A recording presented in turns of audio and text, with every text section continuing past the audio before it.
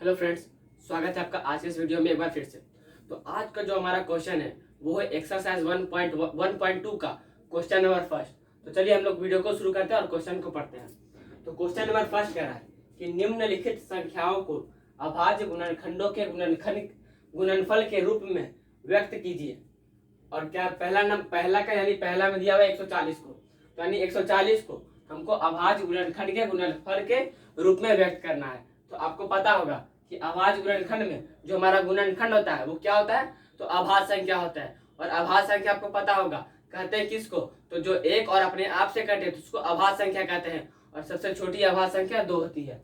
तो हम लोग सबसे पहले 140 का अभाज्य गुणनखंड निकालेंगे। तो हम लोग यहाँ पर लिखेंगे हल। सबसे पहले हल 140 का अभाज्य गुणनखंड। तो सबसे पहले हम लोग 2 से लगाएंगे, 2 से तो 7 दूनी 14 और यहाँ पर 0 तक जाएगा। उसके बाद फिर हम लोग 2 से लगाएंगे, उसके बाद 3 दूनी 6, बाकी बचा 1, तो 1 0 10, तो 5 दूनी 10, तो 35 आ गया। अब 35 हमारा 2 से नहीं लगेगा, 3 से भी नहीं। 2 के बाद हमारा क्या आता है अभाज्य संख्या 3, और 3 से भी 35 नहीं लगेगा। 3 के बाद हमारा अभाज्य संख्या आता है 5, तो ये हमारा 35 5 से लगेगा, तो 5, तो 7 बार में, तो 7 5 35। तो हम लोग सबसे पहले 2 से लगाएं तो हमारा 70 आया। उसके बाद हम लोग 2 से लगाएं तो हमारा 35 आया।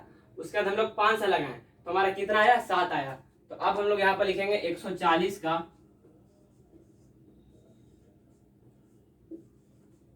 अभाज्य गुणनखंड। 140 का अभाज्य गुणनखंड निकालना था, तो हमारा क्या हो गया, 2 बार 2, यहाँ पे लिखेंगे 2 बार 2 गुना, उसके बाद 1 बार 5, तो 1 बार 5, उसके बाद गुना, और उसके बाद 1 बार 7। अब आप यहाँ पर देख रहे होंगे कि 2 हमारा कितना बार है, तो 2 हमारा 2 बार है। तो हम लोग इसको ऐसे लिख सकते हैं 2 का स्क्वायर और गुना 5 और गुना 7। हम लोग इसको ऐसे लिख सकते हैं। तो हमारा 140 का अभाज्य गुणनखंड हो गया 2 का स्क्वायर और गुना 5 और गुना 7। तो अब जो एग्जाम्पल नंबर जो क्वेश्चन नंबर 1 था उसमें टोटल हमारा 4 क्वेश्चन है और हमारा पहला नंबर क्वेश्चन हो गया है। और उसके बाद हमारा क्वेश्चन नंबर 2 है 156। तो 156 को भी हम लोग अभाज्य गुणनखंड के रूप में लिखेंगे। तो 156, तो सबसे पहले हल तो 156 का अभाज्य गुणनखंड। तो सबसे पहले हम लोग 2 से लगाएंगे, 2, तो 7 दूनी 14 और बाकी बचा 1, तो 1 6 16, तो 8 दूनी 16 हो गया। तो हमारा पहला बार में 78 आ गया। उसके बाद हमारा फिर से 2 से लग रहा है, तो हम लोग 2 से लगाएंगे, तो 2, 3 दूनी 6 और बाकी बचा 1, तो 1 8 18, तो 9 दूनी 18।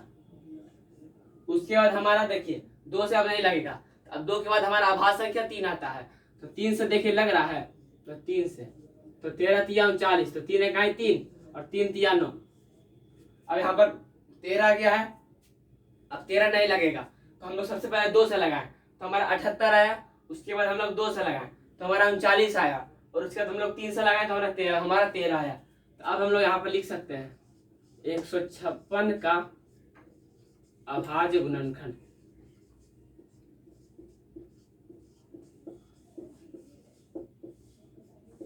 अभाज्य गुणनखंड 2 बार 2 है, तो 2 गुना 2, 1 बार 3 है, तो यहाँ पर 1 बार 3 लिखे, और 1 बार 13 है, तो 1 बार 13 लिखे। तो आप देख रहे होंगे कि 2 हमारा कितने बार है, तो 2 बार है। तो हम लोग इसको ऐसे लिख सकते हैं 2 का स्क्वायर और गुना 3 और गुना 13। तो हमारा 156 का अभाज्य गुणनखंड क्या हो गया, 2 का स्क्वायर और गुना 3 और गुना 13। तो हमारा दो नंबर क्वेश्चन ही हो गया। और उसके बाद हमारा 3 नंबर बचा, 4 नंबर बचा और 5 नंबर।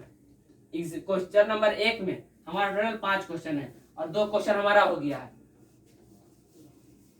और क्वेश्चन नंबर 3 में है 38 25 का। तो क्वेश्चन नंबर 3 में 1 का 3 में 38 25 का एचसीएफ अभाज्य गुणनखंड निकालना है। तो सबसे पहले हल लिखेंगे, हल लिखे, तो उसके बाद हम लोग इसका क्या निकालेंगे, अभाज्य गुणनखंड। तो 38 25 का, तो सबसे पहले हमारा सबसे छोटी अभाज्य संख्या 2 होता है। तो हमारा 2 से ये नहीं लगेगा, 3 से देखते लगता है कि नहीं लगता है। तो 5 और 3 से लगाने का जो नियम होता है वो होता है कि जितना भी संख्या दिया हुआ है उसको पहले जोड़ दीजिए। और जोड़ने के बाद अगर वो 3 से कट रहा है तो वो हमारा पूरा संख्या 3 से विभाज्य होगा।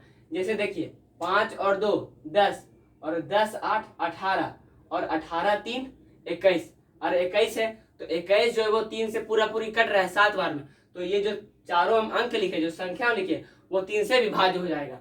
तो हम लोग यहाँ पे सबसे पहले 3 से लगाएंगे, तो एक बार में लगाएं 3, उसके बाद बचा 8, तो 3 दूनी 6 और बाकी बचा 2, तो 2 2 22, तो 7 तिया 21, बाकी बचा 1, तो 1 5 15 और 5 तिया 15, तो हमारा कितना आ गया 12 75।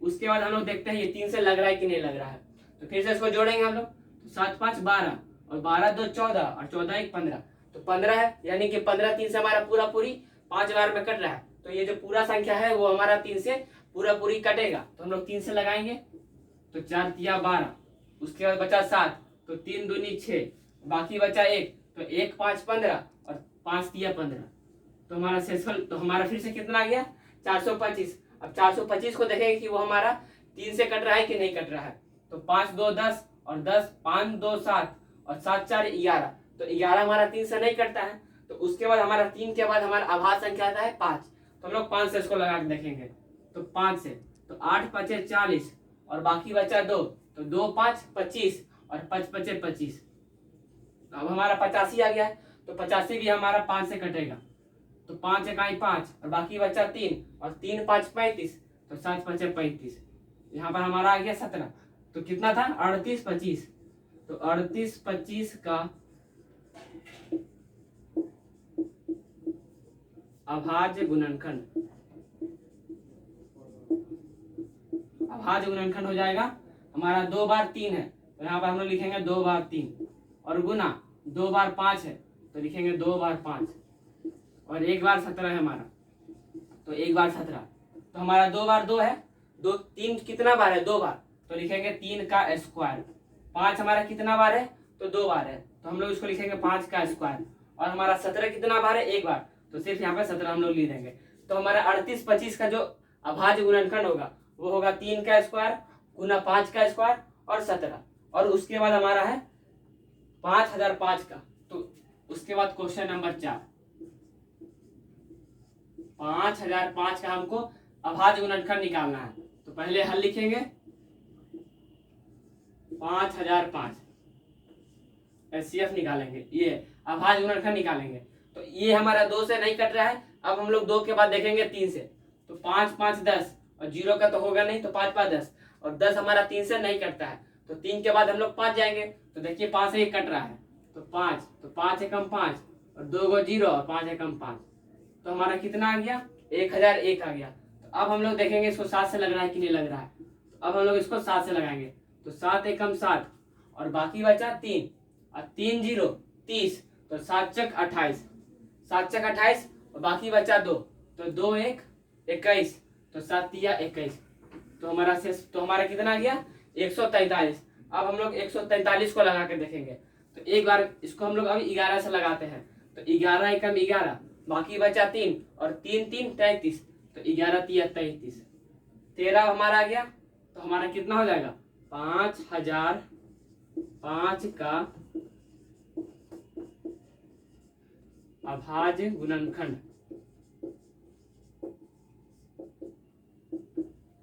एक बार 5 है 5 और गुना 7, एक बार हमारा 11 है और गुना 13, तो हमारा 5005 का अभाज्य गुणनखंड हो गया 5 गुना 7 और गुना 11 और गुना 13, और उसके बाद हमारा लास्ट बचा है 7429, 7429 लास्ट बचा है।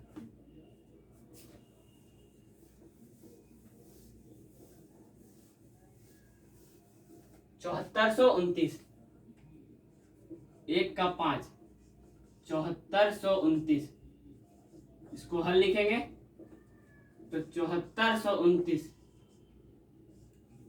74 का 29 को क्या निकालना है अभाज्य गुणनखंड निकालना है 7429 का, तो हम लोग इसको सबसे पहले 17 से करेंगे, 17 से भाग देंगे, तो 17 चक 68 और 74 में से 68 जाएगा, यहाँ पे लिखते हैं 17 चक 68, 17 चक 68 होता है और 74 में से 68 जाएगा, तो बचेगा 6 और 6 2 62 और 17 तिया 51, 17 तिया 51 और 62 में जब 51 जाएगा तो बचेगा 11 और 11 9 119 और 17 7 119 होता है। अगर आपको नहीं आता है तो आप लोग कर लीजिए। तो 17 को हम लोग कितना बार में लगाए 437 बार में। उसके बाद हम लोग इसको लगाएंगे 19 से लगाएंगे। तो 19 का 19 और 19 दूनी 38, तो इसको 2 बार में लगाएं। 19 दूनी 38 आ गया। तो अब हमारा बचा 5 और 5 7 57 और 19 दिया 57 होता है। अब हमारा बचा 23, तो 23 किसी से नहीं लगेगा तो हमारा कितना हो जाएगा 74 129 का अभाज्य गुणनखंड। अभाज्य गुणनखंड हमारा हो गया 17 गुना 19 और गुना 23। तो 17 गुना 19 और गुना 23। हम लोग इसको सबसे पहले 17 से लगाएं तो हमारा आ गया 437। उसके बाद हम लोग इसको 19 से लगाएं तो हमारा आ गया 23। और 23 1 से कटता है और अपने आप से कटता है। तो जब 1 से कट रहा है तो उसको तो अब लगाएंगे नहीं, तो 23 आ गया। तो क्वेश्चन नंबर 1 में यानी कि एक्सरसाइज 1.2 का क्वेश्चन नंबर 1 में हमारा टोटल 5 क्वेश्चन था और पांचों क्वेश्चन को हम लोग सॉल्व कर दिए हैं। तो अब हम लोग मिलते हैं नेक्स्ट वीडियो में क्वेश्चन नंबर 2 के साथ, और तब तक के लिए जय हिंद।